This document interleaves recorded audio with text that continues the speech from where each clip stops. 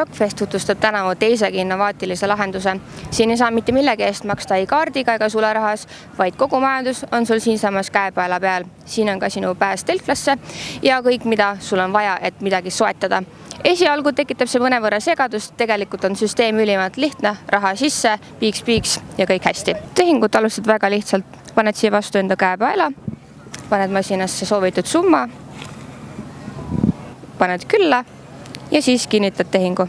Nüüd on mul siin konto peal 10 eurot, mis saab sellest siis, kui ma seda juhuslikult ära ei kuluta. Väga lihtne, ka selle saad hiljem internetis tagasi küsida. Kui aga ei küsi, siis festivali korraldajad võidavad. See on hea, sest sularahaga on olnud alati probleeme ja see on ilmselt korraldajatele, see on ka suht peavaluks, nii et selles mõttes ilma siis rahata, see on väga hea mõte.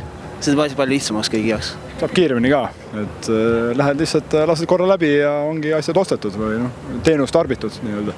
Yeah, I think it's pretty good because you don't need to carry your own card or your cash in this area where it's easy to like steal or something.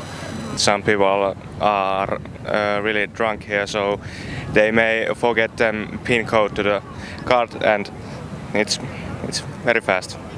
Cashless on hullult hea variant, et sa ei pea kellelegi näitama mingisuguseid oma numbreid asja. I think it's good, like the blinds go by fast and it's easy for me except for the people that are having problems with it. Then of course there's a lot of complaints as well. Ma võin ju samamoodi kaardiga maksta. Nüüd võetakse euro selle eest, et ma siia raha laen. Euro selle eest, kui ma seda raha veel tagasi tahan saada. Kes teab, millal selle tagasi saab. See on selline omapärane. Ma ei oska öelda selle kohta mitte midagi.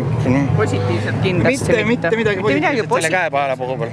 Compared to cash, it's way better because I'm not that great at math, so it makes it a lot easier. But now that we have the contactless payment with the card, I think that would be just as fast if we just decided to not have cash and just have card.